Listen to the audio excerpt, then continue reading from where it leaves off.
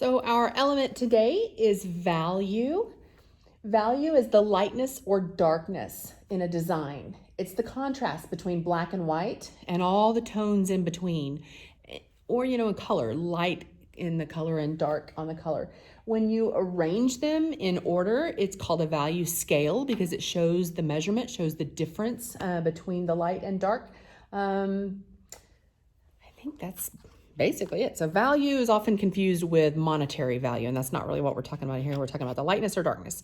So Pablo Picasso, famous artist, had a period of his life where he was very sad, painted mostly in blue. It's not why I chose blue, although I just like this color of blue. I feel like it's a happier blue.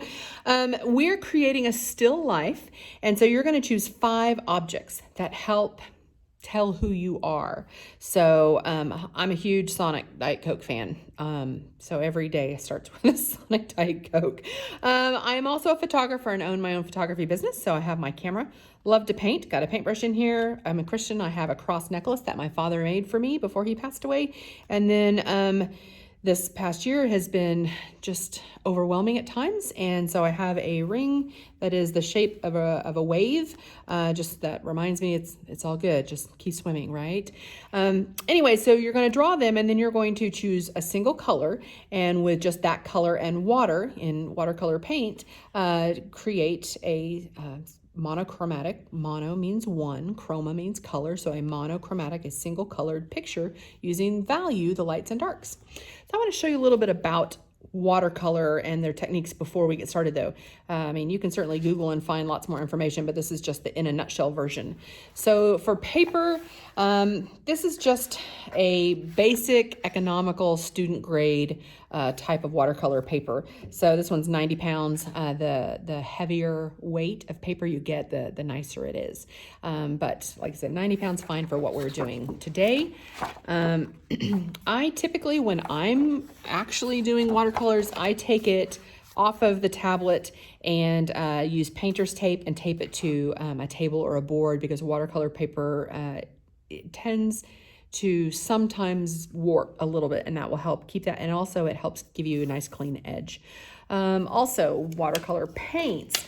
These again are, the Prang is an okay brand for student grade. I order it from an art catalog for my students, so that may be more difficult for you to get a hold of.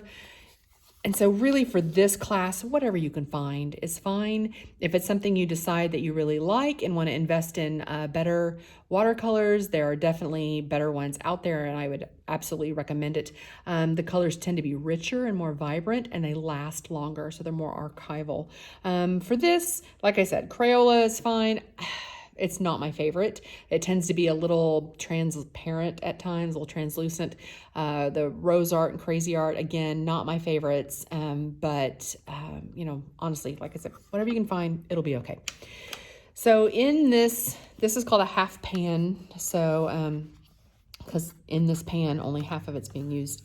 But we've got 8 different colors going on here. And so whenever you're starting with watercolor, the first thing you need to do is just basically kind of activate your colors. And so I put a drop of water in each well, and that kind of begins to soften, something on my brush. It begins to soften the paints. If they're dirty, then just take a clean wet brush and rub it over it, and it'll wipe it right out. It's the cool thing about watercolors. A lot of times I have to remind my students that we're not painting with the paint. So it's not tempera paint, oil paint, acrylic paint where you're like scooping paint. That this is not that kind of paint.